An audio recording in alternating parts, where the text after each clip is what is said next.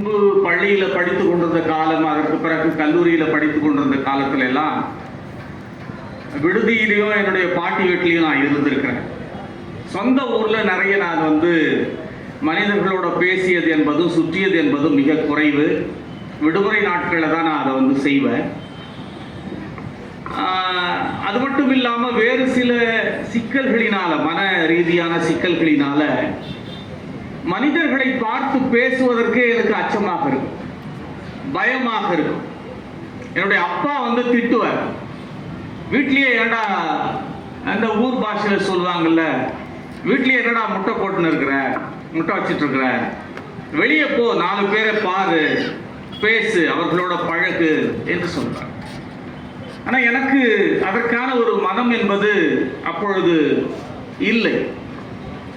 என்னை இங்கு நிறுத்தி இருப்பது, எல்லா மனிதர்களோடும் உறவாடுவதற்கான ஒரு மனிதனாக மாற்றியது, இந்த உலகம் இப்படிதான் இயங்கிக் கொண்டிருக்கிறது என்கின்ற எனக்கு கற்றுக் கொடுத்தது,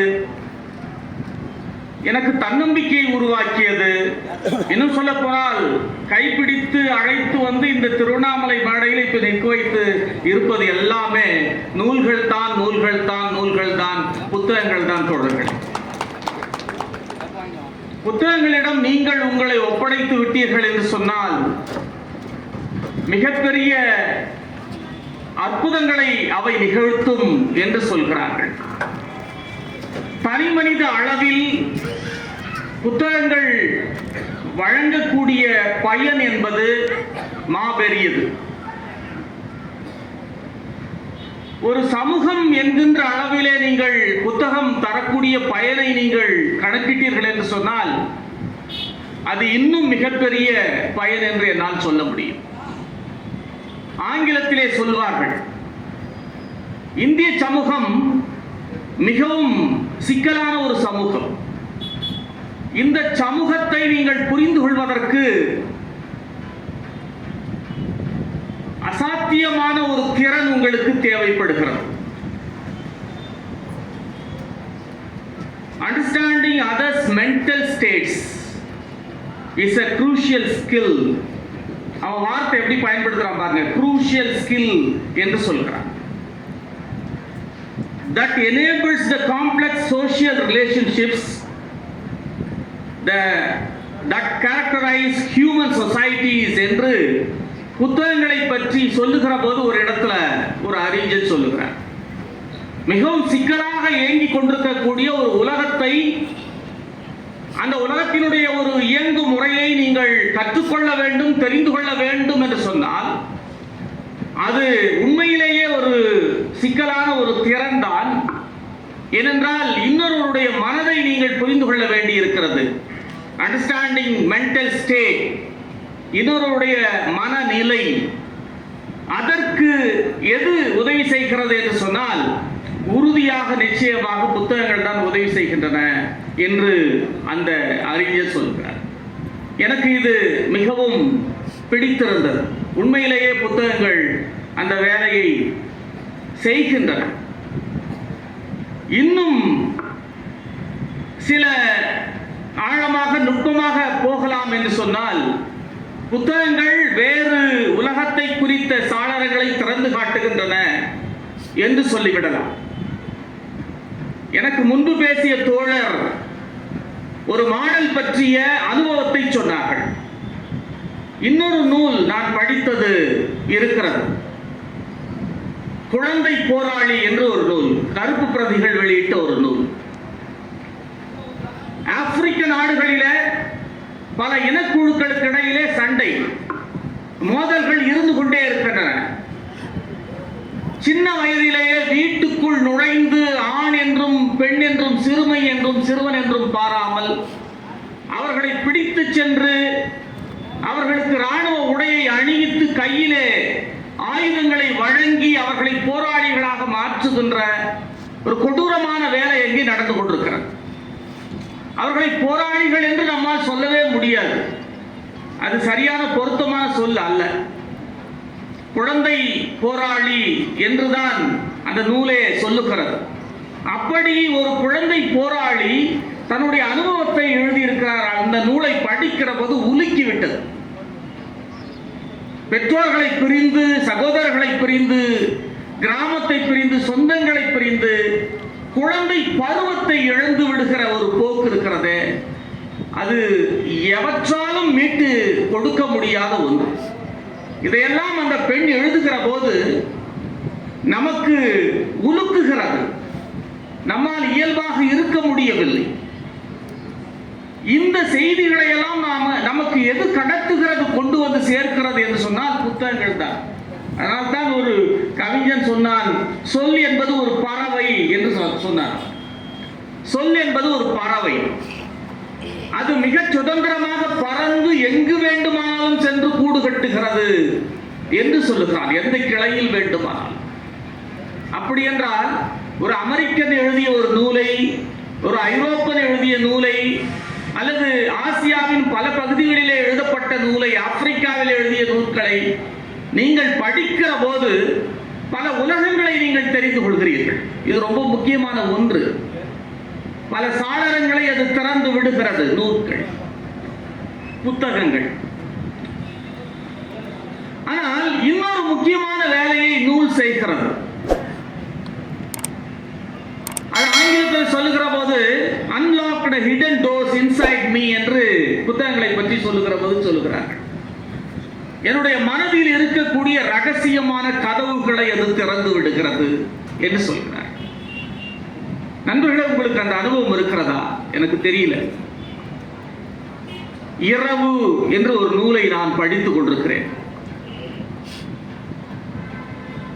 ஹிட்லருடைய வதை முகாமில் சிக்கி தன்னுடைய கண் எதிரிலேயே பெற்றோர்களை இழந்து, சகோதர சகோதரிகளை இழந்த பிறகு அவன் மட்டும் தப்பித்து வாழ்ந்து, பிறகு ஒரு சர்வதேச அளவிலான பார்க்க கவனிக்கப்படக்கூடிய ஒரு பத்திரிகையாளராக அவன் மாறுகிறான். எலி வீசல் அவனுடைய பெயர். நடு இரவில் என்னால் அழுகையை கட்டுப்படுத்த முடியவில்லை. ஹிட்லர் வதை முகாம்களில் என்ன நடந்தன, என்னென்ன கொடூரங்கள் நடந்தன என்பதை சொன்னால் பதவதைக்கும். நம்ம ரொம்ப சாதாரணமா அவன் தோலை உரிச்சிருவன்னு சொல்லுவோம்.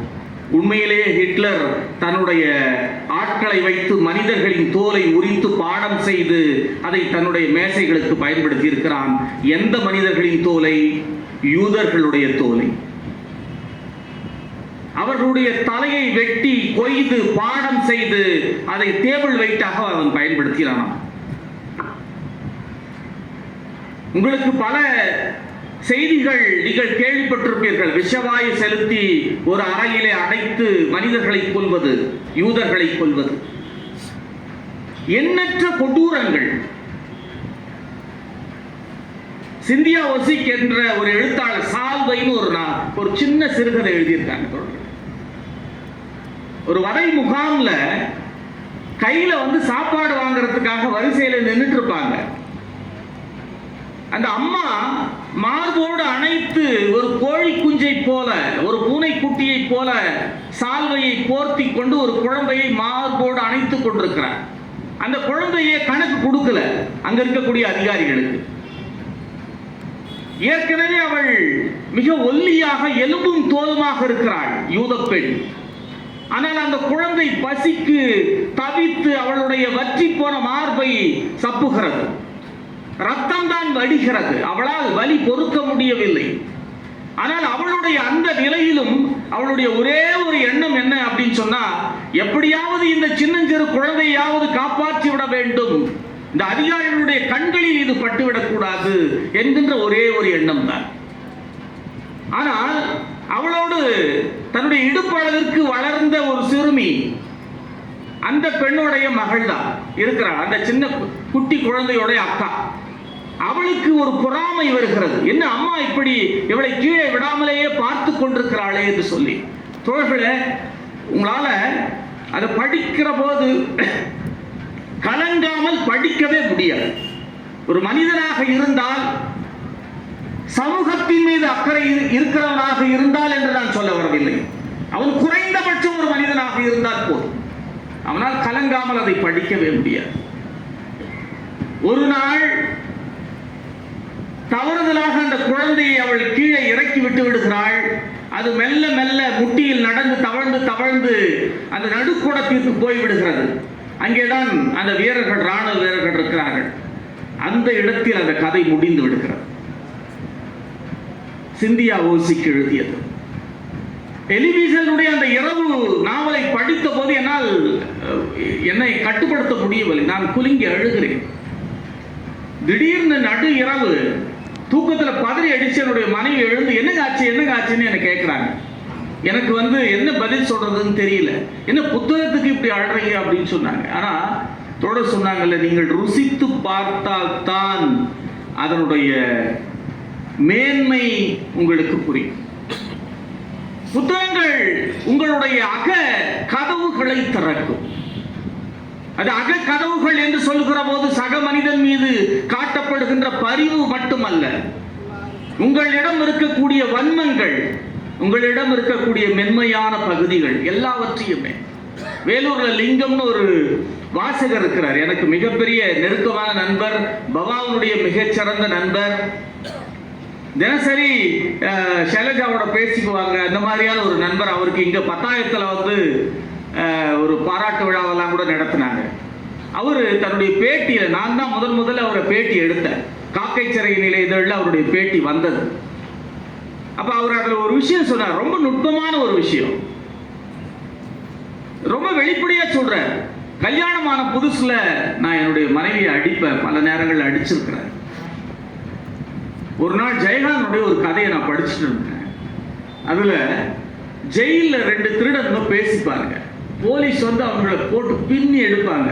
அப்போ ஒருத்தர் சொல்லுவாங்க, ஏண்டா இந்த மாதிரி நம்ம எரும மாடு மாதிரி வளர்ந்து கட்டுமஸ்தா இருக்கிறோம், போலீஸ் இப்படி அடிக்குது, இந்த அடியே நம்மளால தாங்க முடியலன்னா இவ்வளோ நாள் நான் அவளை அடிச்சுட்டு இருந்தேன்டா, எப்படிதான் அவள் தாங்கியிருப்பா அப்படின்னு சொல்லி அவன் பேசிக்குவான். அந்த உரையாடல் படித்த பிறகு, அதற்கு பிறகு அந்த புத்தகத்தை அவர் படிக்காமல் கவிழ்த்து வைத்து விட்டு மிக நீண்ட நேரம் யோசித்துக் கொண்டிருந்தார். அதற்கு பிறகு தன்னுடைய மனைவியிடம் சென்று வருத்தம் தெரிவித்து, அதற்கு பிறகு அந்த மோசமான ஒரு செயலை, தண்டிக்கிற ஒரு செயலை கைவிட்டு விட்டேன் என்று அவர் மிக வெளிப்படையாக சொன்னார். அப்ப உங்களுடைய அக உணர்வுகளை, அக கதவுகளை திறப்பதற்கான ஒரு மாபெரும் ஆற்றல் புத்தகங்களுக்கு இருக்கிறது என்று உறுதியாக சொல்லிவிட முடியும். இன்னொரு புத்தகங்களை பற்றி வாசகத்தை படித்த போது எனக்கு ரொம்ப ஆச்சரியமாக இருந்துச்சு. புக்ஸ் டு நாட் டிஸ்கிரிமினேட் என்று ஒரு வார்த்தை. புத்தகங்கள் யாரையும் விலக்குவதில்லை என்று சொல்லி. பாருங்க, ஆச்சரியமாக இருக்கு. அம்பேத்கர் சமஸ்கிருதம் படிக்கணும்னு விருப்பப்பட்டாங்க. ஆனா அன்றைக்கு வாய்ப்பே இல்லை, படிக்க கூடாதுன்னு சொல்லிட்டாங்க. நமக்கு தான் கதை தெரியும்ல, நாக்கை இழுத்து அறுத்துருவாங்க, காதலை ஈயத்தை காய்ச்சி ஊத்திடுவாங்க, படிக்க கூட. ஆனா அப்படியே அந்த தோசையை திருப்பி போடுற மாதிரி இன்னைக்கு சமஸ்கிருதத்தை படிக்கலாம், அது முதன்மை மொழியாக படிக்கலாம், இதை ஒத்துக்கொண்டால் உங்களுக்கு தருகிறோம், இல்லை என்றால் தரமாட்டோம் என்று ஒரு நிர்பந்தத்தை இங்கே கொண்டு வருகிறார்கள். யாருக்கு என்ன பிடிக்கும், யாருக்கு எது வேண்டும், யார் எதை படிக்க வேண்டும் என்று தீர்மானிப்பது அவரவருடைய உரிமை. அதிலே யாரும் தலையிடவே முடியாது. மிக நாகரிகமாக சொல்வது என்றால். ஆனா இன்றைக்கு என்ன நடந்து கொண்டிருக்கிறது? எந்த மொழியை படிக்க கூடாது என்று சொன்னார்களோ அந்த மொழியை நீங்கள் படித்தால் தான் உங்களுக்கு நிதி என்று சொல்லுகிறார்கள் என்றால் ஒரு பதட்டம் வருகிறது. ஏற்கனவே புதைத்த மொழி என்று பேசிக் கொண்டிருக்கிற மொழியை, செத்த மொழி என்று பேசிக் கொண்டிருக்கிற ஒரு மொழியை எப்படியாவது உயிர்ப்பித்து விட வேண்டும், அதற்கான ஒரு அடையாளத்தை உருவாக்கிவிட வேண்டும் என்று கருதுகிறார். இது ஒரு வகையான பதட்டத்தின் அடிப்படையிலே செய்கின்ற வேலைதான் இந்த திணிப்பு என்பது. இன்றைக்கு நாங்கள் படிப்பதற்கு எது தேவையாக இருக்கிறது என்றால், ஆங்கிலமும் எனக்கு எது வேலை வாய்ப்பை உருவாக்குமோ அதை நான் படித்துக் கொள்வேன். ரவீந்திரநாத் தாகூருடைய 150வது பிறந்தநாள் விழாவின் போது ஒவ்வொரு மொழியிலிருந்து ஒரு கவிஞரை அழைச்சிருந்தாங்க. தமிழ்ல இருந்து நான் போயிருந்தேன் கொல்கத்தாவுக்கு, என்னுடைய சொந்த அனுபவத்தை சொல்றேன். ஆங்கிலத்தில் நான் பேசுறேன், நண்பர்களே ஒரே ஒரு கவிஞர் கூட வேற மாநிலத்தில் இருந்து வந்தவங்க ஆங்கிலத்தில் என்கிட்ட பேசவே இல்லை. மலையாளம், தெலுங்கு தவிர, கன்னடம் தவிர. நான் எது சொன்னாலும் அந்த கவிஞர்கள் வந்து கியா அல்லது கித்தனா இந்த மாதிரியான ஏதோ ஒரு எனக்கு புரியாத ஒன்றை வந்து சொல்ல ஆரம்பிக்கிறாங்க. எனக்கு என்ன பண்றதுன்னே தெரியல. ஏன்னா நீங்க ஆங்கிலமே படிக்கலையான்னு சத்தம் போட்டு நான் பேசுறேன், அதுவும் அவங்களுக்கு வந்து புரியல. ஏதோ இவர் வந்து தண்ணி கேட்கிறாரு போல இருக்கு, அல்லது வந்து வேற ஏதோ இவருக்கு பிரச்சனை போல இருக்கு, அது ஏதோ கேட்கிறாரு சொல்றாரு போல இருக்கு பாவம் அப்படின்னு பாக்குறாங்க. சூழல்கள் எப்படி இருக்கிறது பாருங்கள். அப்ப டிஸ்கிரிமினேஷன் என்று சொல்வது, புத்தகங்கள் அதில் இருக்கக்கூடிய கண்டென்ட்ஸை பத்தி நம்ம பேசுகிறது கிடையாது. அது வந்து அப்புறம், அது வேற விஷயமாக நான் கருதுகிறேன். ஆனால் ஒரு புத்தகம் உங்களை ஒரு காலம் விலக்குவதில்லை. நீங்கள் அதை படிக்கிற போது உங்களை அது பிரியத்தோடு அணுகுகிறது, தன்னை ஒப்பு கொடுத்து விடுகிறது. நீங்கள் அதை ஒப்பு கொடுக்க அதற்கு ஒப்பு கொடுக்கிற போது அது உங்களிடம் தன்னை ஒப்பு கொடுத்து விடுகிறது, அதனுடைய அகம் உங்களிடம் கடத்தப்படுகிறது என்பதுதான் உண்மை. அப்ப டிஸ்கிரிமினேஷன் என்று சொல்லக்கூடிய அந்த ஒன்றை நாம் வந்து பாசிட்டிவ் டிஸ்கிரிமினேஷனாக மாற்றுவதற்கு புத்தகங்களை நாம் கட்டாயமாக படித்தாக வேண்டும் என்று நான் நினைக்கிறேன். ரொம்ப முக்கியமான ஒன்று. அப்புறம் புத்தகங்களில் இருக்கக்கூடிய மொழி, ஜமாலன் என்று ஒரு அறிஞர் சமகாலத்தில் இப்பதான் எழுதிட்டு இருக்கார் நிறைய. அவர் வந்து ஒரு இடத்துல சொல்றார், ரொம்ப புதுசா இருந்தது எனக்கு. நமக்கெல்லாம் 5 புலன்கள் தான், 5 புலன்கள். அவர் மொழியையும் இன்னொரு புலன்னு சொல்றார். மொழி ஓர் உடலின் 6வது புலனாகவும் சமூகத்தையும் ஒரு உயிருள்ள உடலையும் இணைக்கும் பொது புலனாகவும் உள்ளது என்று அவர் சொல்லுகிறார். எவ்வளவு நுட்பம் பாருங்களேன். அப்ப நம்ம எல்லாருக்குமான ஒரு புலனாக வெளியில் இருக்கக்கூடியது மொழி. அந்த மொழியினுடைய ஒரு வடிவமாக இன்றைக்கு புத்தகங்கள் இருந்து கொண்டிருக்கின்றன என்கின்ற ஒரு செய்தியை அவர் சொல்லுகிறார். நண்பர்களே, நான் இந்த தலைப்பை கொடுத்த போது புதிய உலகம் என்று நான் எதை குறிக்க வேண்டும் என்று நான் நினைத்தேன் என்று சொன்னால் மனம் சார்ந்த விஷயங்களைத்தான். ஆனால் எல்லாவற்றையுமே புத்தகங்கள் செய்வதற்கான ஆற்றல் கொண்டவைதான். அது ஒரு சமூக மாற்றத்தை உருவாக்கும், ஒரு மனிதனை மாற்றும், அவனுடைய அகத்தை மாற்றுவதற்கான மிகப்பெரிய ஒரு ஆற்றலும் வல்லமையும் புத்தகங்களுக்கு உண்டு என்கின்ற ஒரு உண்மை அதிலே இருக்கிறது. பல கதைகளை படிக்கிற போது, கவிதைகளை படிக்கிற போது அன்பார்ந்த நண்பர்களே, ரொம்ப நுட்பமான சில இடங்கள் வரும். பிரபஞ்சனுடைய அப்பாவின் வேஷ்டின்னு ஒரு கதை. அவர் அந்த வேட்டியை எடுத்து ஒரு நாள், அவர் லீவ் நாளில் அந்த வேட்டியை எடுப்பார், அதை குளிச்சுட்டு அதை பற்றி ரொம்ப துல்லியமாக பிரபஞ்சன் வந்து எழுதுவார். அப்பா எப்படி குளிப்பார் அப்படின்னு சொல்றது, அதற்கு பிறகு அவர் தலைத்து ஓட்டுவது, பிறகு அந்த பெட்டியை திறந்து வேட்டி எடுக்கிறார், அந்த வேட்டி வந்து மடிப்பு கலையாமல் இருக்கிறது, அந்த பெட்டியை திறந்த உடனே பச்சை கற்பூர வாடை அடிக்கிறது. எனக்கு எங்க அப்பாவுடைய நினைவு வந்தது. அவர் வந்து வெள்ளிக்கிழமை தோல் ஷாப்ல வேலை செய்யக்கூடியவர் எங்க அப்பா. வெள்ளிக்கிழமை தான் லீவ். இஸ்லாமியர்கள் நடத்தக்கூடிய தோல் பதனிடும் தொழிற்சாலை என்பதனால் வெள்ளிக்கிழமை லீவ். நாங்க ரொம்ப கவனமா பார்த்துட்டே இருப்போம். அன்னைக்கு சில நேரங்களில் நாங்க லீவ் போட்டுறோம் அப்பா இருக்கிறாருன்றதுக்காக. அவர் வந்து அந்த பெட்டியை திறக்கிற போது தாழம்பூ வாசனை அடிக்கும். தாழம்பூ மடல்களையும் அந்த பூவையும் அதில் வந்து போட்டு வச்சிருப்பார். அதை எடுத்து கட்டிக்குவார். அப்புறமா அன்னைக்கு வந்து கறி வாங்கிட்டு வர்றதுக்கு போவார். அவர் பெரிய எதிர்பார்ப்போடு நாங்கள் வந்து உட்கார்ந்துட்டு இருப்போம். அப்படியான ஒரு விவரிப்பை பிரபஞ்சன் அந்த கதையில வந்து சொல்றார். ஒரு இடத்துல அப்படியே வந்து நான் நின்றுட்டேன். ரொம்ப இன்டிமேட்டா எனக்கு அது இருந்தது. என்ன அப்படின்னு சொன்னா, கள் வாசனை பூவை போலவே நல்ல வாசனை தான் அப்படின்னு ஒரு இடத்துல பிரபஞ்சன் அந்த கதையில ஒரு இடத்துல வந்து சொல்றார். கள் வாசனை பூவை போலவே நல்ல வாசனை தான். ஏன் அது சொல்றாருன்னா, அவங்க அப்பா வந்து கல் இறக்கிற வேலை செய்யறவர். விசேஷ நாட்கள்ல கல் இறக்கக்கூடிய அவர்களுடைய உறவுக்காரர்களும் நண்பர்களும் அங்க வருவாங்க. அவர்கள் மீது கல் நெடி அடிக்கும். அது அவரு அப்படி எழுதுகிறார். நாம என்ன சொல்லுவோம், முகம் சுளிப்போம். வீச்சம்னு நான் ஒரு கதை எழுதியிருக்கேன். அது ஆங்கிலத்தில் கூட மொழியாக்கம் செய்து வந்திருக்கிறது. எங்க அப்பா வேலையிலிருந்து வந்தார். நான் சாயந்தரத்தில் தோல் பதனிடும் தொழிற்சாலைகளில் இருந்து அந்த நாற்றம் இருக்கிறதே அது அவர் மேல வீசும். என்னதான் குளிச்சாலும் போகாது. அப்ப அருவருப்பாக நம்ம உணரக்கூடிய ஒரு தருணம். அந்த கதையில பாமாண்டின்னு ஒருத்தன் வருவான். அவங்க பையன் காக்காசி அப்பா மகனுக்கு தான் எங்க வேலை செய்யறது என்பதை சொல்லாமலேயே அவனை வளர்ப்பார்கள். அவன் ரொம்ப ரொம்ப நீத்தம் பார்ப்பான்.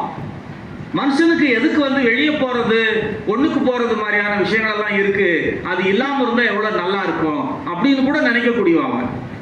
பாமாண்டின்ற பேரை கூட அவன் என்ன பண்ணிடுவான், கா புள்ளி பா புள்ளி மாண்டின்னு மாத்திப்பான். கா பா மாண்டின்னு மாத்திப்பான். அந்த மாதிரியான அவன் அவங்க அப்பா எங்க வேலை செய்யறாருன்றதே அவனுக்கு தெரியாது. அப்ப கல்லூரியில வேலை செய்கிற போது அவனுக்கு ஃபீஸ் கட்டுறதுக்கான ஒரு சூழல் வரும்.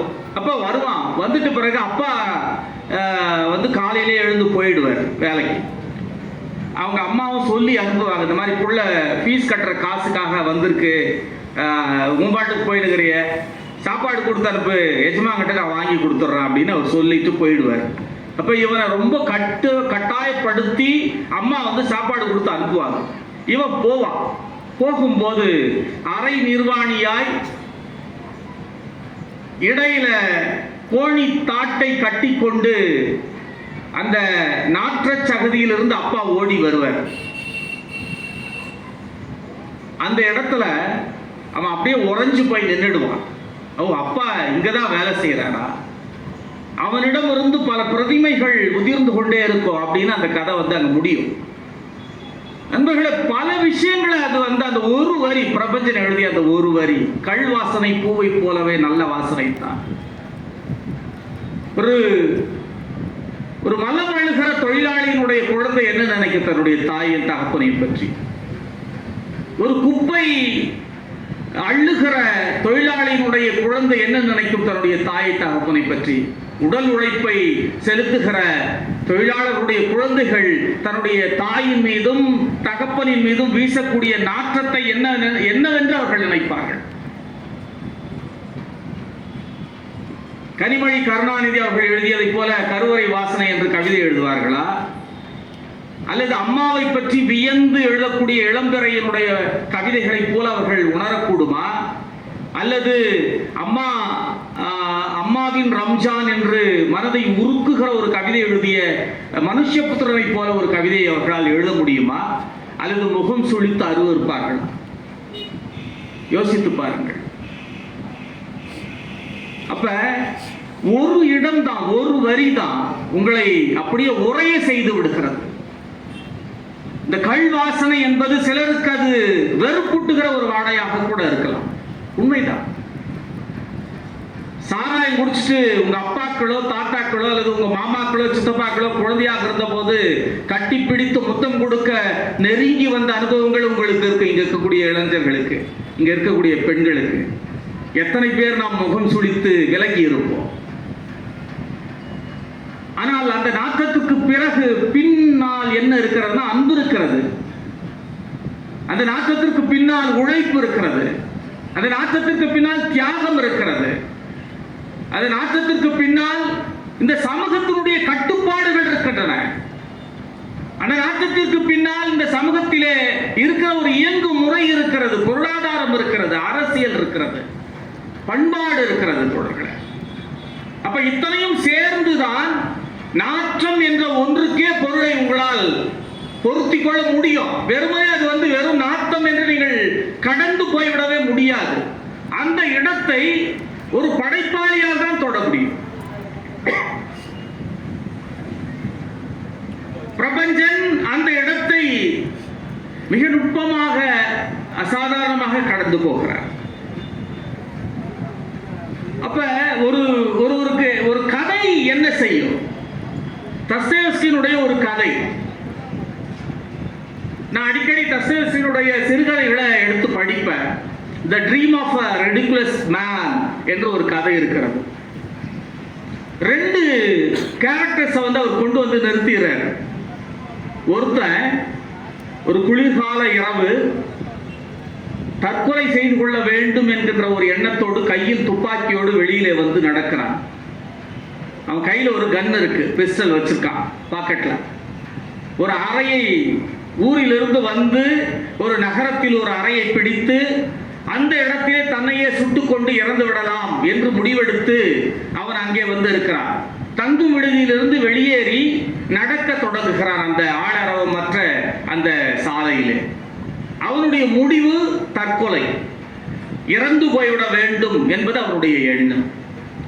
அப்ப அப்படியே வந்துட்டு இருக்கிற போது திடீர்னு யாரோ ஒருத்தர் இடிக்கிற மாதிரி இருக்கு. திடீர்னு அவன் கீழே குனிஞ்சு பார்த்தா ஒரு சின்ன சிறுமி. அவன் அழறான். குளிர்ல அவ சரியா போட்டுக்கிறதுக்கான கோட்டு கூட இல்லை, அங்கங்க கிழிசல்கள். அவளுடைய ஷூ அங்கங்க கிழிஞ்சிருக்கு. அவளால் நடக்க முடியல, நடுங்கிறா. அவள் சொல்றா, ஒருவேளை நம்ம ஊர் பாஷையில சொல்றது, அந்த அங்கிள் எங்க அம்மாவை பார்த்தீங்களா அப்படின்னு அவன் கேட்கிறான். எங்க அம்மா எங்கன்னு தெரியல, நான் எங்க அம்மாவை தேடி போயிட்டு இருக்கிறேன்.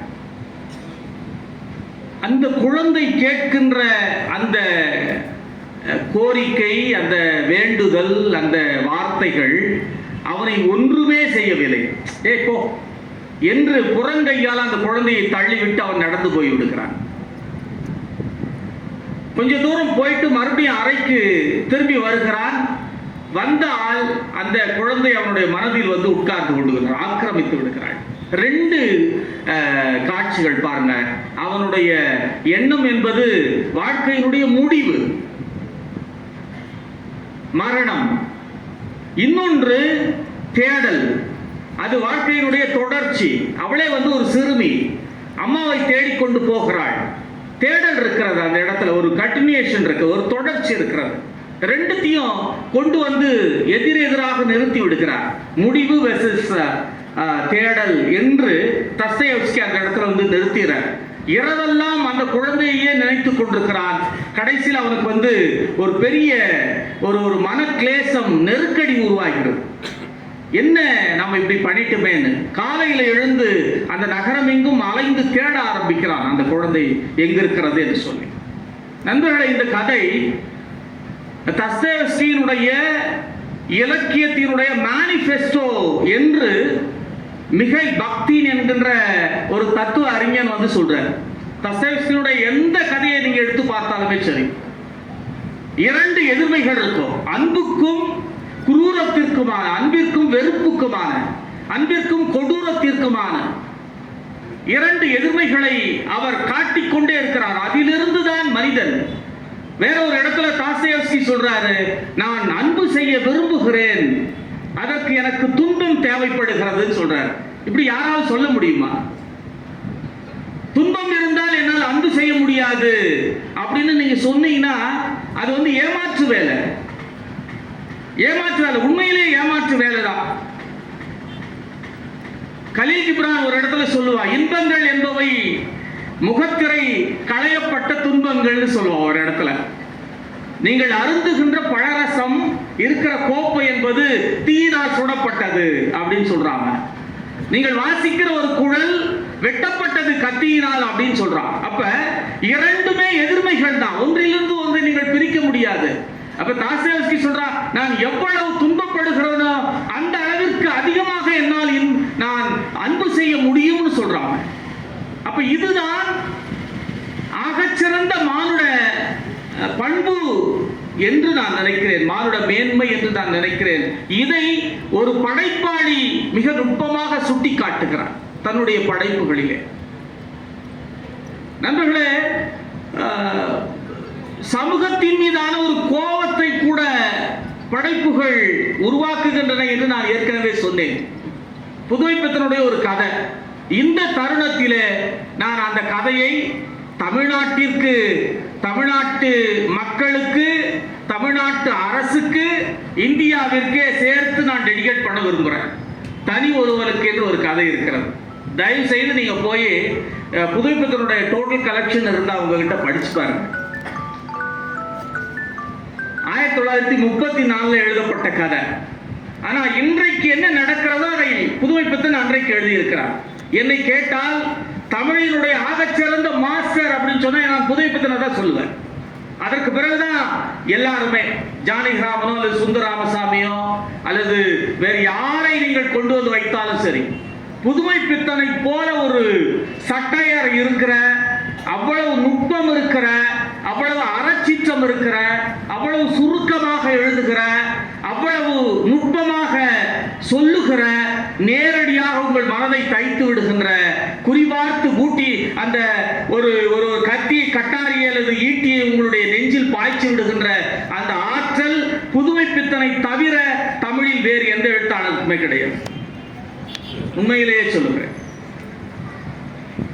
தனி ஒருவனுக்கு அப்படின்ற ஒரு கதையில பாரதிய தூக்கி மிஞ்சி எங்க வேற எங்கேயும் போயிடறான் புதுமைப்பித்தன். தனி ஒரு மனிதனுக்கு உணவில்லை எனில் ஜகத்தினை அழித்திடுவோம் என்று பாரதி சொன்ன அந்த பாடல், அதையே தனியா எடுத்து ஒரு தலைப்புல வச்சிட. என்ன கதை? அம்மாசின்னு ஒருத்தர் இருக்கான். அவனுடைய அப்பா இறந்து போகிறார். அவன் மிக மிக எளிய ஒடுக்கப்பட்ட சமூகத்திலே பிறந்த ஒருவன். அவன் அப்பா அம்மா இறந்த பிறகு அவன் கையில இருக்கக்கூடிய அந்த பொருட்களை எல்லாம் வாங்கிக்கிறார் அந்த பண்ணையார். கடன் வாங்கிட்டான் அவங்க அப்பா அப்படின்னு சொல்லி. அவனால என்ன பண்றதுன்னு தெரியல.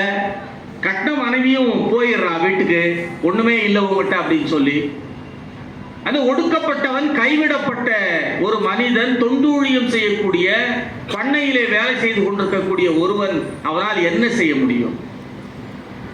அவன் ஒரு ஆள்கிட்ட போய் சேர்றான், ஒரு சாமியார்.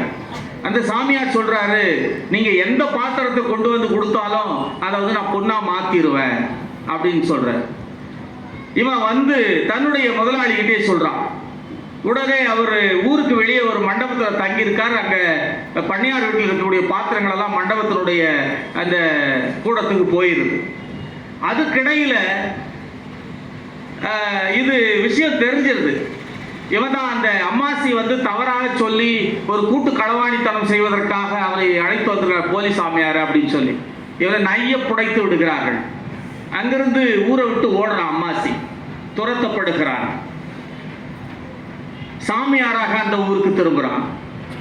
அம்மாசி ஒரு சாமியாராக மாறிவிடுகிறான். பரதேசியா, அம்மாசி பரதேசியா. ஒரு இடத்துல தங்கி இருக்கிறார்.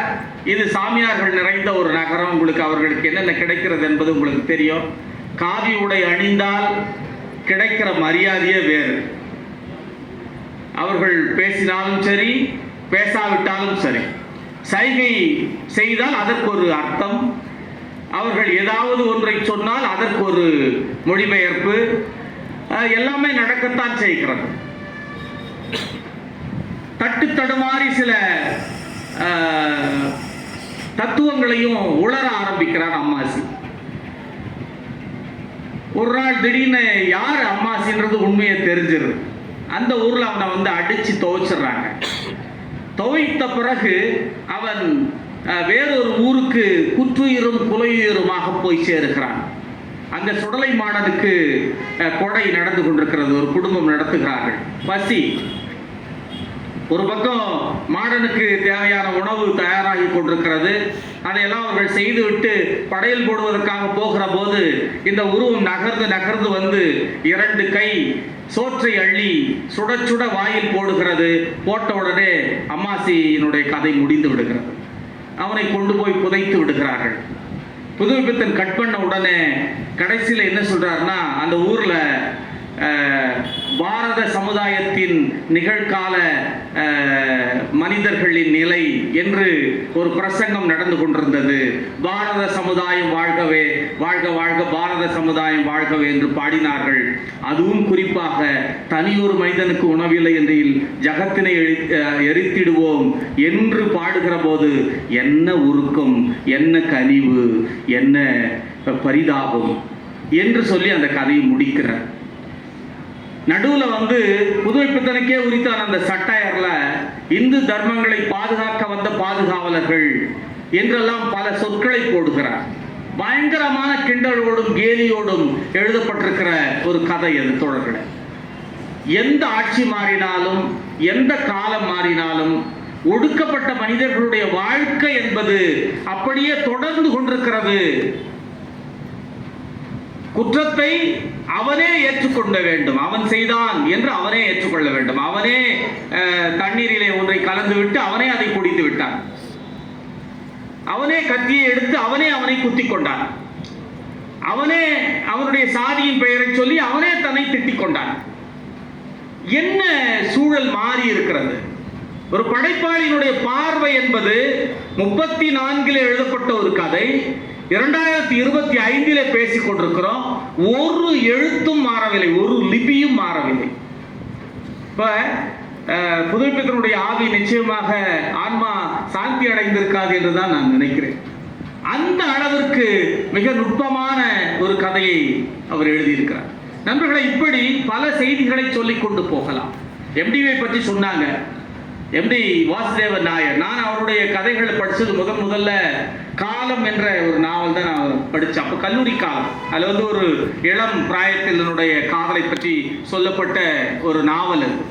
அவர் தன்னுடைய பேட்டியில் ஒரு இடத்துல ரொம்ப அற்புதமாக சொல்றார். அதாவது கதை என்பது என்ன?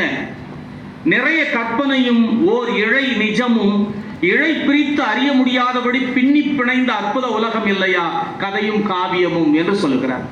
அப்ப நிறைய நிஜம், ஆனால் கற்பனையான ஒரு இழை. ஆனா ரெண்டுத்தையுமே நீங்க பிரிக்கவே முடியாது. எப்படி தாஸ்தேவ்ஸ்கியினுடைய கதையில நான் 2 எதிர்மைகளை அவர் வைக்கிறார் என்று சொன்னேனோ அப்படி அந்த இழை என்பது ஒரு வகையில பிரபஞ்சனுடைய கதையில் வரக்கூடிய வேட்டியில் இருக்கிற ஜரிகையை போல மாறுகிறது. அதை நீங்கள் பிரித்து விட்டால், அந்த கற்பனை இழையை பிரித்து விட்டால் அதனுடைய அழகு போய்விடும். அந்த அளவிற்கு நுட்பமான ஒன்று. நிர்மாலயம் என்கின்ற ஒரு படத்திற்கு அவர் நிறைய படங்களுக்கு திரைக்கதை எழுதியவர், இயக்கியவர். இந்த நிர்மாலயம் ஒரு ஒரு கிராமத்து கோயில்ல சாமி ஆடக்கூடிய ஒரு மனிதனுடைய வாழ்க்கை பற்றியது. கொடை நடக்கிற அல்லது திருவிழா நடக்கிற ஒரு நாள் அவனுக்கு எல்லாமே நடக்கும். அதற்கு பிறகு ஆண்டு முழுக்க அவன் எப்படி இருக்கிறான், அவனுடைய பிள்ளைகள் எப்படி இருக்கின்றன ஒன்றும் தெரியாது. அப்ப அந்த கதையை நீங்க எங்கிருந்து எடுத்தீங்கன்னு ஒரு பேட்டியில கேட்கிற போது அவர் சொல்றாரு, அவருடைய நண்பன் வாசு அவ கிட்ட இருந்தா நான் எடுத்தேன். அவன் ஒரு நாள் என்கிட்ட சொன்னா, பகவதி கோயில் அங்க அவன் பூசாரியாக இருக்கிறான். ஆத்தா கிட்ட கேட்டான் வாசு, அவளுக்கு கோபம் போல இருக்கு, எதுக்கு நீ அந்த பக்கம் போனா ஒரு கும்பிடு போட்டுட்டு போ, பாவம் அதுக்குன்னு யாரு இருக்கா அப்படின்னு சொல்றாரு.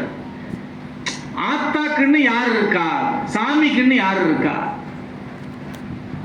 நம்ம சாமிங்க அப்படியான சாமிங்க தான். சித்தலிங்கையாருடைய நீண்ட பேட்டி ஒன்று இருந்து, ரொம்ப கிளாசிக்கான ஒரு பேட்டி. பவாவும் ஷைலஜாவும் இருக்காங்க. நான் அந்த கோரிக்கை இங்கே வச்சிடறேன். நீங்க சின்ன சின்ன நூல்கள் போடுவதை நான் பார்த்தேன் ஸ்டால்ல போயிட்டு. சித்தலிங்கையாருடைய அந்த பேட்டியை நீங்க அவசியம் கொண்டு வரணும். நிறப்பிரிகையில் வந்த ஒரு பேட்டி அது. நண்பர்களே, கூரை இல்லாத எளிய மனிதர்கள் எப்படி வாழ்கிறார்களோ அதே போலவே வாழ்க்கை மேற்கொள்ளக்கூடிய சாமிகள். அவர்கள் சாமிகள் இல்லை, நம்ம குடும்பத்தினுடைய ஒரு அங்கம். அது நடுகல்களை வணங்கக்கூடிய வழிபடக்கூடிய ஒரு வழக்கத்தை கொண்டவர்கள் தான் தமிழர்கள், எளிய மக்கள். அப்ப அந்த இடத்திலே பெருதெய்வ வழிபாடு என்று ஒன்று வருகிற போது மிக மோசமான பாரதூரமான விளைவுகள் நடக்கின்றன. எல்லாவற்றையுமே மாற்றக்கூடிய ஒரு போக்கு இன்றைக்கு வந்து கொண்டிருக்கிறது என்பதை படைப்பாளிகள் தொடர்ந்து சுட்டிக்காட்டிக் கொண்டே இருக்கிறார்கள். அன்பார்ந்த தோழர்கள், ஒரு 3 நான் ஃபிக்ஷன் நூல்களை மட்டும் சொல்லி என்னுடைய உரையை நான் நிறைவு செய்யலாம் என்று நான் நினைக்கிறேன். மிகவும் எனக்கு பிடித்த நூல்கள். அதில் ஒன்று காட்சன் சாமுவேல் எழுதிய பனை எழுக என்கின்ற ஒரு நூல். தமிழ்நாட்டுக்கென்று எந்த மரம் அடையாள மரம் என்று கேட்டால் நாம் என்ன சொல்ல முடியும்? பனைதான். ஆனா எல்லா இடத்துலையும் பனை இருக்கிறதா? பனையை உண்மையிலேயே நாம் பாதுகாக்கிறோமா என்கின்ற ஒரு கேள்வி நமக்கு இருக்கிறது. இந்த நூல் அந்த விசனத்தை, அந்த கரிசனையை அதிகப்படுத்துகிறது. இதற்கு அருண்மொழி நங்கையும் ஜெயமோகனும் அற்புதமான ஒரு முன்னுரை எழுதியிருக்காங்க. ஜெயமோகன் சொல்லுகிற ஒரு வரியை சொன்னாவே இந்த நூல் எப்படியான நூல் என்பது உங்களுக்கு தெரிந்துவிடும். தன்னுடைய முன்னுரையில, சின்ன சுருக்கமான முன்னுரையில ஜெயமோகன் குறிப்பிடுகிறார், நான் பொறாமைப்படுகின்ற எழுத்து நடை கொண்டவர்கள் மிகச் சிலரே தமிழில், அதிலே காட்சன் சாமுவேலின் எழுத்து நடையும் ஒன்று என்று எழுதுகிறார். அப்படி என்று சொன்னால் அந்த நூல் எப்படி இருக்கும் என்பதை உங்களுடைய கற்பனைக்கு நான் விட்டு விடுகிறேன். அவ்வளவு இயல்பான, மனதிற்கு நெருக்கமான ஒரு கதையை சொல்லக்கூடிய ஒரு மொழிநடை அந்த நூல். பனை எழுக தன்னறம் இந்த நூலை வெளியிட்டிருக்கிறது. நண்பர்களே, ஒரு சின்ன ஒரு நாட்டுப்புற கதையை அருள்மொழி நங்கை அந்த நூல்ல சொல்றாங்க. ஒரு பெண்ணு, நலத்தங்காள் கதையை போல நிறைய பிள்ளைகள் இருக்காங்க, பஞ்சகாலம், பிள்ளைகளை பாதுகாக்க முடியல, ஒரு கிணத்துல குச்சிடுறாங்க குழந்தைகளோட. அந்த கிணறு நாக லோகத்திற்கு போகக்கூடிய ஒரு வாசலை கொண்டது. அங்க நாக அரசனை பார்க்கிறாங்க. ஏன் இந்த மாதிரி நீ செஞ்சிட்ட, என்ன இந்த மாதிரியான ஒரு முடிவு எடுத்துட்டுன்னு அவன் கேட்கிறான். என்னால் முடியல, பஞ்சத்தை என்னால் தாங்க முடியல, என்னுடைய குழந்தைகளை நான் எப்படி வளர்ப்பது? சரி, நான் உன்னோடு 2 பேரை அனுப்புகிறேன் உதவிக்கு, அவர்கள் உன்னுடைய வாழ்க்கை பார்த்து கொள்வார்கள் என்று அந்த அரசன், நாக அரசன் அனுப்புகிறான். அதுல ஒருவர் காராளன், இன்னொருவன் கரியன். இந்த கரியன் தான் எருமை மாட்டாக மாறியதா, அந்த காராளன் தான் பனைமரமாக மாறியது என்று அருள்மொழி நங்கை ஒரு நாட்டுப்புற கதையை அங்கே மேற்கோள் காட்டி ஒரு ஒப்புமையை மிக நுட்பமாக வைக்கிறார்கள்.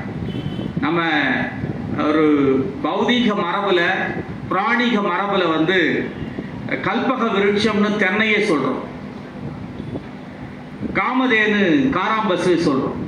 அதற்கு நேர் எதிராக எருமையையும் பனையையும் வைக்கக்கூடிய ஒரு தன்மை நாட்டுப்புற மக்களிடத்தில் அந்த கதைகளிலே இருக்கிறது என்று அவர்கள் சொல்லி இந்த பனையினுடைய ஆற்றலை அவர்கள் விளக்குகிறார்கள், அதனுடைய பயன்பாட்டை விளக்குகிறார்கள்.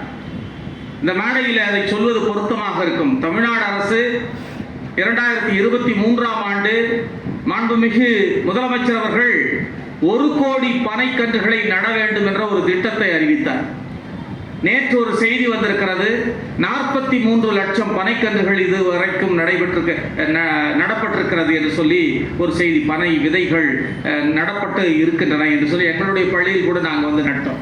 அப்ப இப்படியான இந்த பனையின் மீதான, நீங்க இஸ்ரேல் அப்படின்னு சொன்னா ஒலிவ மரத்தை ஒரு அடையாள மரமாக சொல்லலாம், அல்லது மத்திய கிழக்கு நாடுகள் என்று சொல்லுகிற போது ஈச்ச மரத்தை உங்களால் சொல்ல முடியும். அப்படி ஒரு அடையாளப்பூர்வமான ஒரு மரமாக நாம் நினைத்தாலும் அதை நாம் மாற்றுகிறோமா, அதை பராமரிக்கிறோமா என்கின்ற ஒரு கேள்வி நமக்கு இருக்கிறது. அந்த ஒரு கரிசனையை இந்த நூல் உருவாக்குகிறது. ரொம்ப முக்கியமான ஒரு நூலாக நான் கருதுகிறேன். இன்னொன்று முத்துகிருஷ்ணன் எழுதிய தூங்கா நகர நினைவுகள் என்று மதுரை பற்றி எழுதப்பட்ட ஒரு நூல்.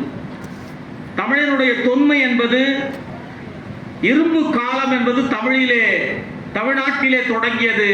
உலகத்திலேயே மிக மூத்த ஒரு நாகரிகம் என்று சொன்னால் அது தமிழின் நாகரிகம் தான் என்று சொல்லி மிக அழுத்தமாக ஒரு அறிவிப்பை முதல்வர் அவர்கள் வெளியிட்டார்.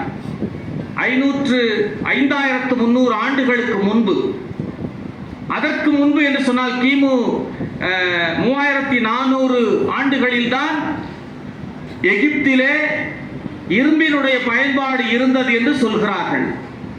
அதுவும் கூட எகிப்திலே கண்டெடுக்கப்பட்ட அந்த இரும்பு என்பது விண்கல்லாக விழுந்த இரும்பு, அது பூமியிலே இருந்து தோண்டி எடுக்கப்பட்ட இரும்பு அல்ல என்று சொல்கிறார்கள். அப்படி பார்த்தால் தமிழ்நாட்டிலே 5300 ஆண்டுகளுக்கு முன்பு என்று சொல்லுகிற போது மிக மிக மிக மூத்த காலத்தால் முந்தி இருக்கக்கூடிய ஒரு நாகரிகத்தை நாம் பெற்றிருக்கிறோம் என்பதை நாம் நினைக்கிற போது உண்மையிலேயே நமக்கு மெய்சில் இருக்கிறது. இந்த பெருமிதத்தை நாம் உள்ளுர எப்படி உணர்கிறோம் என்பது ரொம்ப முக்கியமான ஒன்று.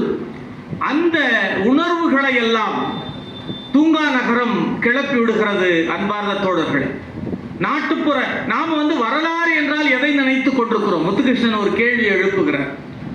அரசர்களுடைய வாழ்க்கை அந்தப்புறம், அவர்களுடைய வெற்றிகள் தோல்விகள், இதுதான் வரலாறா, அல்லது மதம் சார்ந்த செயல்பாடுகள் மட்டும் வரலாறா என்ற கேள்வி அவர் எழுப்பிவிட்டு நாட்டுப்புற மக்களிடம் இருக்கக்கூடிய பாடல்கள், விடுகதைகள், சொலவடைகள், செவிவழி செய்திகள், இப்படி பல செய்திகளும் தான் வரலாறு என்று சொல்கிறார். தங்களான் திரைப்படத்திற்கு வசனம் எழுதிய பிறகு ஷூட் போயிட்டு இருக்கு. அப்ப நடுநடுவில் வந்து ரஞ்சித் எனக்கு ஃபோன் பண்ணுவார். அப்போ ஒரு நாள் தொலைபேசி செய்து, அண்ணே ஒரு ஒரு மக்கள் உழைக்கின்றதை போல ஒரு பாட்டு வேணும், எனக்கு ஒரு நாட்டுப்புற பாட்டு வேணும் அப்படின்னு கேட்டார். நீங்க அந்த படத்தை பார்த்தீங்கன்னா அவங்க தங்கம் தோண்டி எடுப்பதற்காக கேஜிஎஃப்க்கு போயிடுவாங்க. அங்க போய் குடிசைகளை எல்லாம் போடுவாங்க. அப்ப குடிசைகளை போடுகிற போது அவர்கள் பாடிக்கொண்டிருப்பதை போல ஒன்று. அதற்கு முன்பாக கிராமத்திலிருந்து அவங்க கேஜிஎஃப்க்கு போவாங்க. அப்ப அந்த மினிக்கி மினிக்கி பாட்டுக்கு முன்னாடி ஒரு பாட்டு போட்டிருக்காங்க. நம்ம உமாதேவி அவர்கள் எழுதிய அற்புதமான ஒரு பாட்டு, மிக நீண்ட காலத்திற்கு பிறகு விவசாய தன்மையை சொல்லக்கூடிய ஒரு பாடலாக அது வந்து அமைந்தது ஜிவி பிரகாஷ் அவர்களுடைய இசையில. அப்ப அந்த இடத்திலே ஒரு நாட்டுப்புற பாடலை பயன்படுத்தினால் எப்படி இருக்கும்? எனக்கு வந்து தொண்டை மண்டல பகுதியில் இருக்கக்கூடிய அறுவடை சமயத்திலே பாடக்கூடிய பாடல் ஏதாவது இருந்தால் எனக்கு அனுப்புங்க அப்படின்னு சொன்னார். உடனே நான் தேடி போய் பார்த்தபோது உண்மை என்னன்னா, இன்றைக்கு நாட்டுப்புற பாடல்களை பாடுகிற ஆட்களே இல்லை. ஒரு 70 வயது 80 வயது நிறைந்த மூதாட்டிகளும் முதியவர்களும் தான் பாடுகிறார்கள். அதற்கு பிறகு இருக்கக்கூடியவர்களுக்கு அந்த நாட்டுப்புற பாடல் நாட்டுப்பாட்டு என்பது என்னவென்று தெரியவில்லை, அல்லது அது வழக்கொழிந்து போகக்கூடிய ஒரு சூழலிலே இருக்கிறது. ஒரு பாட்டு எனக்கு கிடைச்சது. இப்போ வரலாறு என்பது அதில் எப்படி சொல்லப்பட்டிருக்கிறது என்று நீங்கள் பாருங்க. 2-3 இடங்கள்ல ரொம்ப வெளிப்படையாக அவர்கள் வந்து பாடுறாங்க அந்த பெண்ணு. ஆனாலும் அதுதான் வரலாறு, மக்களுடைய வரலாறு. ஏறி வர்ற வெகிலும் என்ன முனையேறி அருங்கடி, இளந்தாரி பொண்ணுங்களே ஏத்தமாக அருங்கடி. அறுப்பு நெல் அறுத்துட்டே பாடுறாங்க. ஏறி வர வெயிலுக்கு முன்னாடி முனையேறி அருங்கடி, இளந்தாரி பொண்ணுகளே ஏத்தமாக அருங்கடி. எந்திரிச்சு வந்துருவான். அந்த இடத்துல ஒரு வசவை போட்டு குடிச்ச முதலாளி, அதை நீங்களே புரிஞ்சுக்குங்க.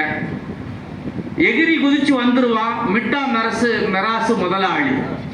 எட்டி எட்டி அருங்கடி இளவட்ட பொண்ணுங்களை, அங்க ஒரு வசவு போட்டு மேல தேங்காய் உடைப்பான் என் பட்ட முதலாளி.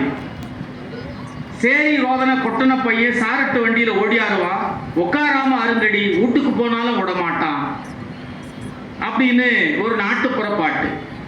எவ்வளவு நுட்பமான ஒரு அரசியலை, சமூக இயங்கியலை வைத்து அந்த பெண்கள் பாடி இருக்கிறார்கள். வீட்டுக்கு போனாலும் விடமாட்டான், வந்துருவான் மிட்டா மெராசு, மிரட்டுவான், அடிப்பான், உதைப்பான், சீக்கிரமாக வேலையை முடிங்க என்று சொல்லி அவனை திட்டுவதும் ஒன்றா.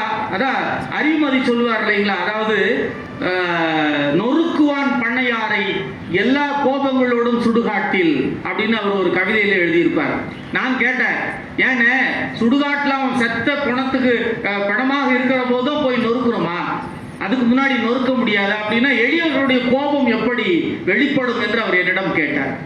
அப்படி தங்களுடைய கோபத்தை மிக இயல்பாக வெளிப்படுத்துகிற ஒரு தன்மை, அதோடு சேர்த்து சமூக சூழலையும் மிக நுட்பமாக வெளிப்படுத்துகிற ஒரு பாங்கு.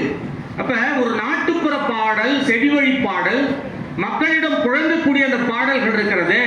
அந்த பாடல்கள் ஒரு மக்களுடைய வரலாற்றை நமக்கு கடத்துகின்ற ஒன்றாக இருக்கின்றன என்கின்ற ஒரு செய்தியை நான் அந்த நூலிலே பார்த்தேன். மிக நுட்பமாக பல செய்திகளை அவர் வந்து சொல்றார். கடந்த ஆண்டு ஜூலை மாதம் நான் அமெரிக்கா போயிருந்தேன். ஃபெட்னா அப்படின்னு சொல்லி அங்கே வட இந்திய தமிழ் சங்கங்களுடைய கூட்டமைப்பு என்னை அழைத்திருந்தார்கள். வட அமெரிக்க தமிழ் சங்கங்களுடைய கூட்டமைப்பு ஃபெட்னா. சான் அன்டானியோ என்கின்ற ஒரு நகரத்திலே தான் அது நடக்கிறது. டெக்சாஸ் மாநிலத்திலே இருக்கக்கூடிய ஒரு நகரம் அது. அந்த நகரத்திலே பல வகையான மொழியை பேசக்கூடிய நாடுகளிலிருந்து வந்த மனிதர்களுடைய ஊடுருவல் இருந்திருக்கிறது. அதை அவர்கள் முறியடித்திருக்கிறார்கள். பிரான்சிலே இருந்து, இங்கிலாந்திலே இருந்து, பல நாடுகளிலே இருந்து வந்தவர்கள். அவர்கள் கட்டியிருக்கக்கூடிய கோட்டைகளெல்லாம் அப்படியே பராமரிக்கப்படுகின்றன. நீங்க ஒரு 200 ஆண்டுகளுக்கு முன்பு 300 ஆண்டுகளுக்கு முன்பு நீங்கள் அந்த தெரு எப்படி இருந்ததோ அப்படியே அந்த தெரு பராமரிக்கப்படுகிறது. எந்த மாற்றமும் கிடையாது. சான் அன்டோனியோவிலே ஒரு ஆறு ஓடிக்கொண்டிருக்கிறது. அந்த ஆற்றை அவ்வளவு அழகாக அவர்கள் மேம்படுத்தி அதிலே நீங்கள் ஓரத்தில் கரையிலே நடைபெறுவதற்கோ அதிலே படகு சவாரி செய்வதற்குமான ஏற்பாடுகளை செய்திருக்கிறார்கள். பழமையை போற்றுவது என்கின்ற ஒரு பாங்கு. நீங்க கொல்கத்தாவிற்கு போனீர்கள் என்று சொன்னால் அங்கே டிராம் இன்றைக்கும் ஓடிக்கொண்டிருக்கிறது ஒரே ஒரு இடத்தில் தான். ரவீந்திரநாத் தாகூர் பிறந்த அந்த வீடு இருக்கக்கூடிய அந்த சாலையில் மட்டும் பழமை மாறாமல் இருக்க வேண்டும் என்று வைத்திருக்கிறார்கள். ஆனால் சென்னையில் கூட டிராம் வண்டி ஓடிக்கொண்டிருந்தது. சென்னையில் எத்தனையோ பழைய கட்டிடங்கள் இருந்தன. தமிழனுக்கு வரலாறு இருக்கிறது. ஆனால் வரலாற்று உணர்வு வரலாற்று ஓர்மையோ அவனுக்கு சுத்தமாக கிடையாது. இங்க இருக்கக்கூடிய சுவைஞரிடம் நான் ஒரே ஒரு கேள்விதான் வைக்க விரும்புறேன். நம்முடைய தாத்தா பாட்டி பேர் தெரியும், அவங்களுடைய அப்பா அம்மா பேர் நமக்கு தெரியுமா? அவருடைய வரலாறு நம்மிடம் இருக்கிறதா? சில சமூகங்கள் இருக்கின்றன, 500 ஆண்டு கால வரலாறை அவர்கள் பராமரிப்பதாக சொல்லுகிறார்கள்.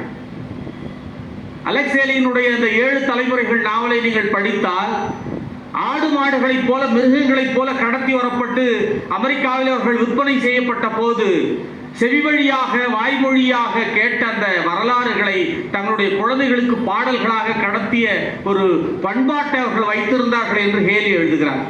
அதனுடைய உந்துதலில் தான் அந்த நாவலையே எழுதியதாக அவர் சொல்லுகிறார். அப்படி ஒரு பார்வை நமக்கு இருக்கிறதா?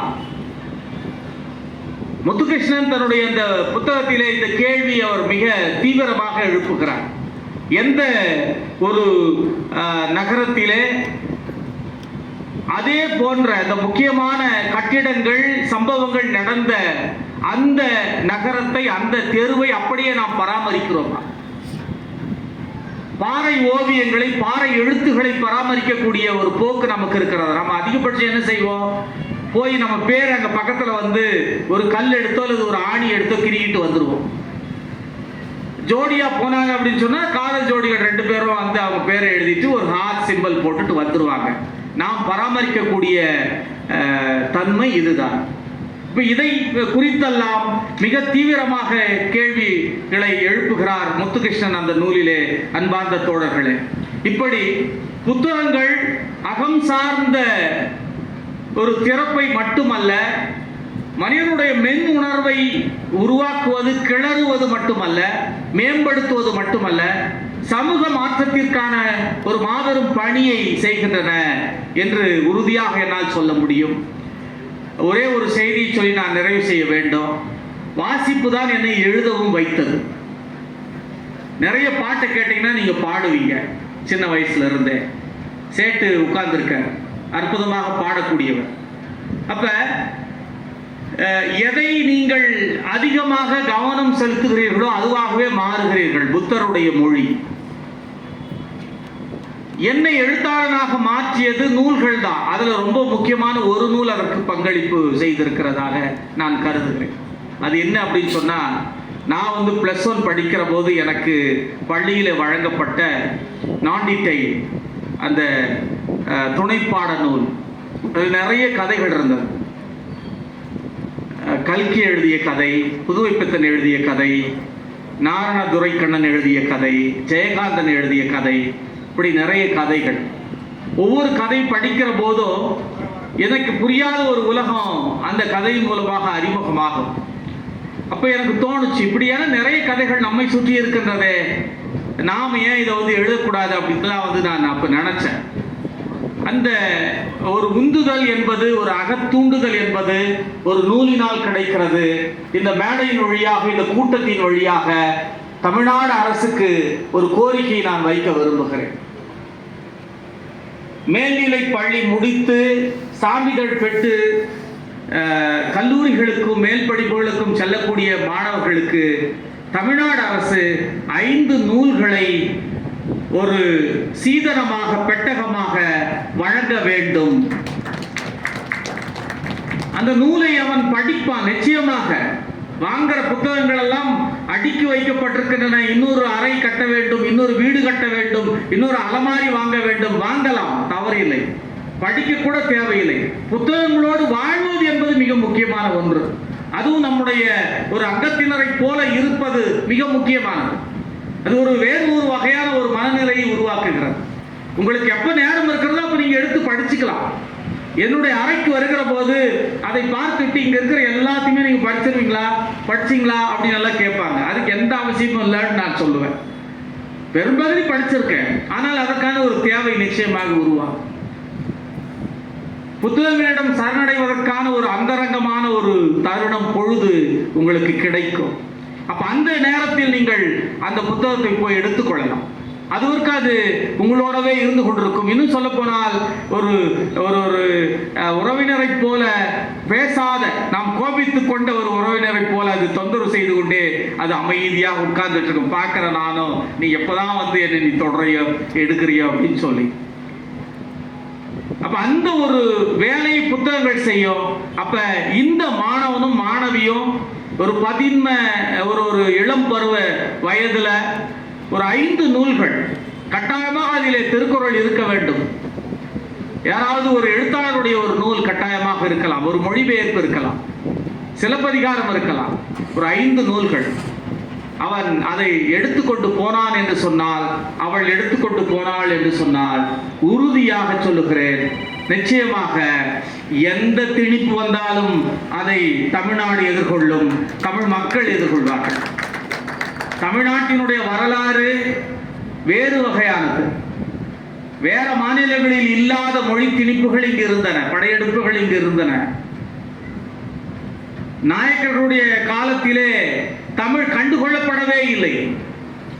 சமஸ்கிருதமும் தெலுங்கும் தான் இங்கே வளர்ந்தது. ஆனால் தமிழ் செத்துவிடவில்லை. இன்னும் சொல்ல போனால் உலகில் இருக்கிற எல்லா மொழிகளை விடவும் மிகச்சிறந்த மொழியாக இன்னும் இளமையோடு அது செம்மொழியாக நிமிர்ந்து நிற்கிற ஒரு தன்மை கொண்டிருக்கிறதை நாம் பார்க்கிறோம். அதற்கு அந்த ஆற்றல் இருக்கிறது. அந்த ஆற்றலை மேம்படுத்துவதற்கு இளைஞர்களிடம் அந்த சுவையை உருவாக்க வேண்டும், அதை கொண்டு போய் சேர்க்க வேண்டும். அந்த வேலையை தமிழ்நாடு அரசு மிக உறுதியாக செய்ய வேண்டும். இதை ஒரு எழுத்தாளனாக, ஒரு கலைஞனாக, ஒரு ஆசிரியராக, ஒரு பெற்றோராக, ஒரு தகப்பனாக, ஒரு தமிழ்நாட்டில் இருக்கக்கூடிய ஒரு தமிழனாக என்னுடைய கோரிக்கையை நான் வைத்து இந்த அற்புதமான உரையை உங்களோடு பகிர்ந்து கொள்வதற்கு ஒரு நேரத்தை வழங்கிய அன்பார்ந்த தோழர்களுக்கு நன்றி கூறி விடைபெறுகிறேன். வணக்கம்.